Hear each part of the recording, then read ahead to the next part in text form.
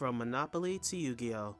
Or Texas Hold'em to Dungeons & Dragons, people fail to recognize just how influential tabletop gaming has been over the years. We all started with the basics, like Go Fish, poker, Candyland, and so many other fond memories of games that made us smile, even way before technology became as relevant as it is today. Nowadays, people only take their gaze to electronics. However, tabletop gaming isn't dead. Actually, it's far from being a dead medium. Board games and card games have advanced over the past couple years, with new ones being funded on places like Kickstarter or Patreon, or older ones getting some updates or touch-ups. The common negative stigma of tabletop gaming is usually seen as something that's nerdy or geeky, but it's a fun time for everyone of all ages. This is Nerds of the Round Table.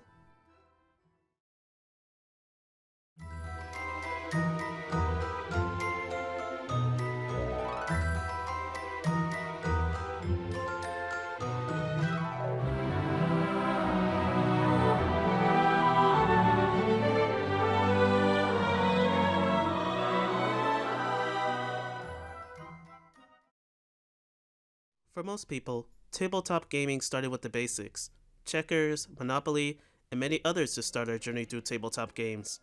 So tabletop gaming started with me roughly in like the early mid-90s.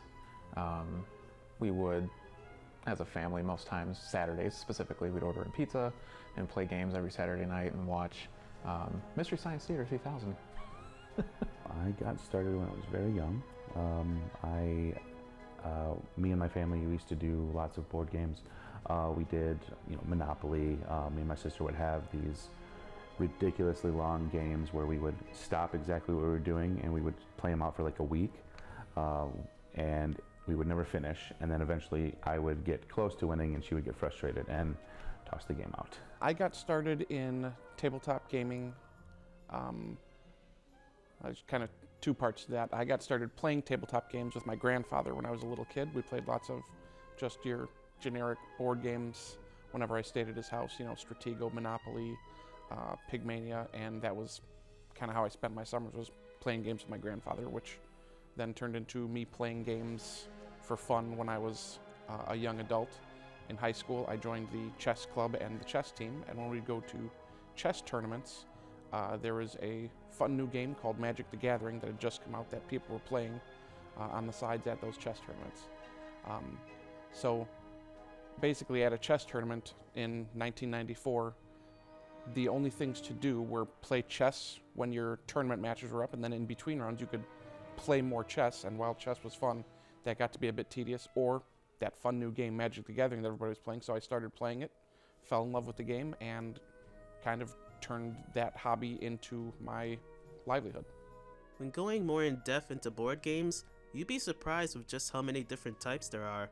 So different types of games: Magic the Gathering, board games, card games, dice games. Dice games are fantastic because there isn't a lot of setup and a lot of game rules that you need to learn. It's literally just roll the dice and hope you do good.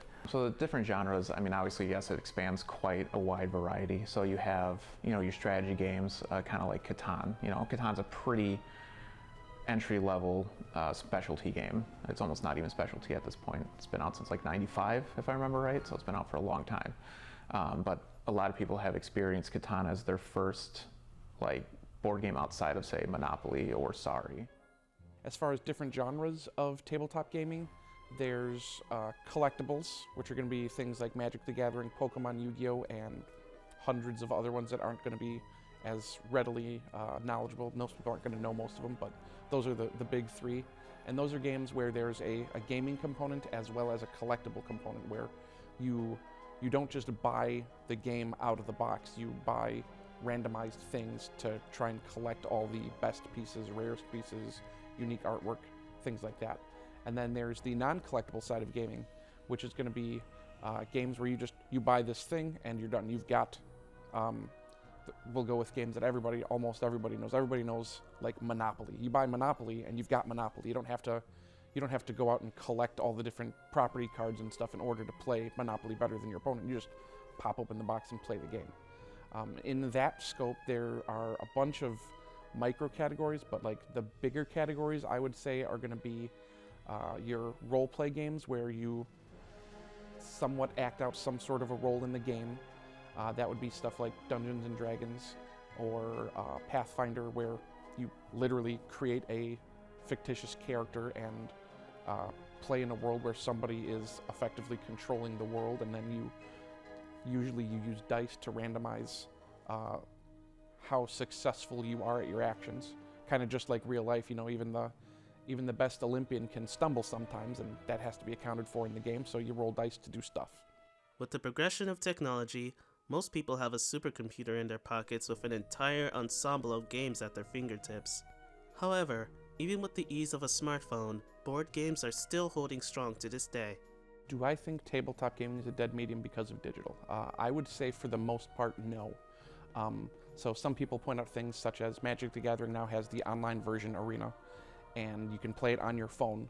And while it does make it easier to play Magic without having to go out and meet up with people, it also introduces a lot more people to Magic.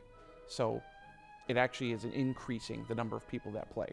And a lot of people, especially post-pandemic, are yearning for person-to-person interaction.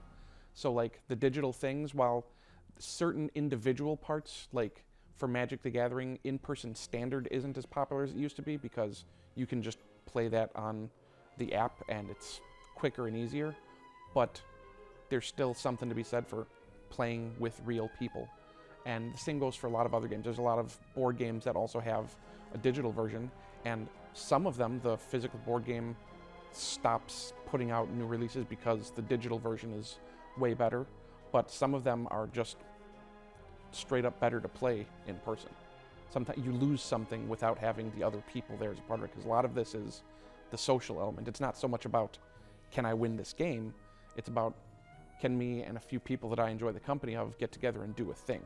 I do not believe that is true.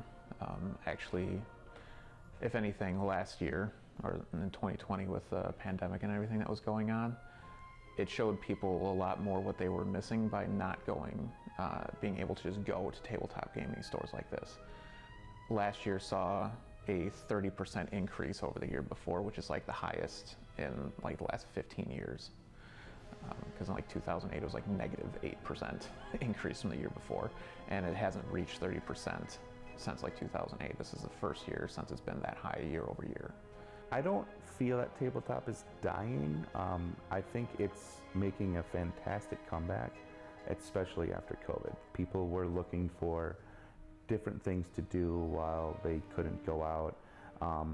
Board games are always going to be a family classic. It's not a replaceable experience. Yes, it's convenient and fun to have your digital device and have an entire library of games that you can play and just in your pocket, but I don't see it ever going away. When the world went on lockdown, people started to pick up hobbies and things to do while they were cooped up in their homes. Fortunately, the tabletop was always an option. Initially, COVID did affect it, clearly. Stores like this weren't basically at the beginning of it allowed to be open because they weren't considered necessities and stuff like that. So there was a drop because of that. When we opened up in the beginning of October, it was pretty clear people were wanting to get back. So for us, oddly enough, it's like more of a positive impact because it showed them what they were missing as far as being able to get together with those people. As with anything, it had both positive and negative effects. A lot more people were trapped in their houses, separated from everybody else, and had to find ways to occupy themselves at home. So a lot of people that weren't necessarily into board gaming before the start of COVID found it and were looking to play games just at home. Mom, dad, and 2 kids might say, well, what are we going to do? We used to go out to the movies, or we used to go out to the beach, or we used to go out and whatever they did. We got to do something in the house because we can't leave now. We got to kind of shelter in place. So they found things to do at home, and board gaming was one of the popular things. It was, oh, cool, I can bring these games, and it's a fun thing for everybody to do together to pass the time. We all started with simple games like chess and Candyland. Nowadays, tabletop games have expanded so much, giving us games with titles such as Exploding Kittens. It's exponentially advanced from when I was a kid. If I would have seen the amount of board games that we have today when I was that young, I mean, my head would have exploded. Some of these board games that you see with the artwork on them is just, it's crazy. I wouldn't, my mom would have kicked me out of the store 9,000 more times than she already had because of, I would have been screaming for this board game and that board game and this one. And as we, people my age and a little older were playing those games and just playing the same ones all the time, they started advancing it and wanting to see different things. So now you have designer board games that, are more strategic and not that Monopoly and Sorry didn't stimulate the mind sometimes, but these ones you usually have to think about in some way. And yeah, some are just fun, some are goofy, like exploding kittens, for instance. But then you have real, kind of like serious ones too. So we have like Seasons, you have Familiar Tales, you have Hero Quest, Ankh that's based on Egyptian gods and stuff. So you have basically people have just been able to run away with their imagination for board games at this point, and as long as people love them, they'll just hang around forever. Tabletop gaming has come a long way since I was a kid playing games with my grandfather. Back then we played the, what a lot of us use in the industry, the term we use is muggle games. Games for people who aren't really a part of the super advanced gaming community, but the games that everybody knows, which would be your Monopoly and your checkers and your I can't even think, Sorry, stuff like that. The games that you still to this day can walk into a Target or a Walmart and just see a whole section of. They're usually relatively simple games where it's just like roll a die, move a piece, hope you win. To probably the more advanced of the super basic games would be a game like Monopoly, where there were decisions to make and lots of stuff like that. And then what has happened is, as people, as a kid, played those games, so like my grandparents didn't really have a lot of access to games when they were a kid the same way that I did. There were probably like 50 different games. You could go into your local toy store or your local, I think at the time it would have been maybe a Kmart, and see a bunch of those games. And they probably had like 10 different games that they could play, like your Parcheesi and your backgammon. Dungeons & Dragons is a tabletop role-playing game made by Ernest Gary Gygax locally in Lake Geneva, Wisconsin back in 1972. Since then, the game has spiraled into popularity as well as mainstream media, giving us content such as Critical Role, The Adventure Zone, and many other shows and podcasts for people to tune into. D&D. Well, I've had 2 experiences with D&D. When I was, I'm estimating here, probably 14. Some of the guys that I played Magic with, one of their older brothers was super into Dungeons & Dragons, and he wanted basically everybody he knew to play because he loved the game. So we went and I learned how to play one game with him, and it was the worst gaming experience I'd ever had. It wasn't fun. It seemed really boring. I didn't get it. So I kind of shied away from Dungeons & Dragons for probably 20-ish years. And then a few years back, my staff, my employees here at Pink Bunny Games, were kind of grouping up to have an in-house D&D game that they wanted to play after hours. And they asked me if I wanted to play, and in my head I was like, oh man, but I know I don't like this game. But then it was like, well, but the guys want me to do it, so I'll give it another try and suck it up just for the team. Went and played, and one of my employees, Steve, is just a fantastic dungeon master. So I learned what the difference was. The guy that I played with originally back in the 90s, the way he would DM a game was like, you come to a wall, do you want to turn left or turn right? It was really monotonous, vanilla. There was no anything. And then my employee Steve, when he does it, he's charismatic about it. He's got all the details. He described, like, you feel like you're actually there in the game. So in that sense, I was like, wow, this game is not what I thought it was. I just had a bad DM. And that really is going to be what makes the game, is how passionate is your DM about, like, bringing you into that world of the game that you're playing that day. I got started in Dungeons & Dragons when I was like 12. I had a few neighbors that played. They didn't really know what to experience, how it was going to play, so I took a quick, hey, how to be a DM in 5 seconds or less sort of a thing, found the most linear way to do it. It was the boringest DM I could have ever imagined. And I stopped playing for 25 years after that. Afterwards,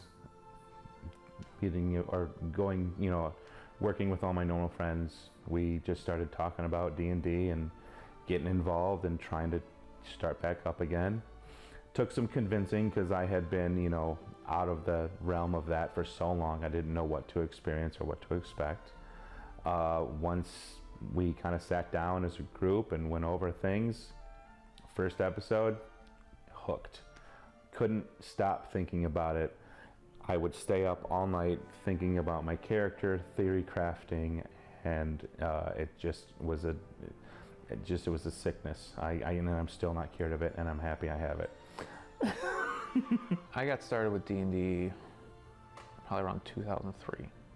One of my friends introduced it to me. At that time, it was 3.5 edition, I think, or 3. I can't quite remember. They asked if I wanted to join their campaign that they were doing, and I was like, I haven't played before, so so I was like, absolutely. Which 3.5 is 3.5 was a good one to start with. It was just difficult enough to try to get it under control and figure out what was going on, but also allowed some leverage as far as D&D was concerned. Around its initial release, Dungeons & Dragons had a rocky start with questionable campaigns trying to stunt it. The satanic panic crossed the nation, piling a dark light on the game to make people believe it was evil. So D&D, as far as being evil, is very much not that.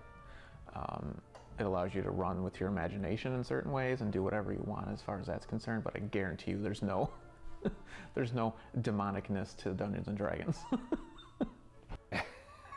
I remember that. I remember there was a few commercials that were like negatively airing against it because it was, of course, Dungeons and Dragons is meaning a dark meaning, and it wasn't supposed to be that. It was never intended to be that. It's just you and your friends getting together, playing make-believe in the best way possible. I don't understand where they thought it could have been dark and demonic or whatever it was supposed to be. I think it was just a lot of confusion and a lot of misinterpretation through bad marketing. When it comes to the basics of D&D, it's a pretty simple feat. 4 to 6 players, 1 dungeon master, and a pair of dice, including of D4, D6, D8, 2 D10s, a D12, and the main die, the D20. So, in a simple way to explain it,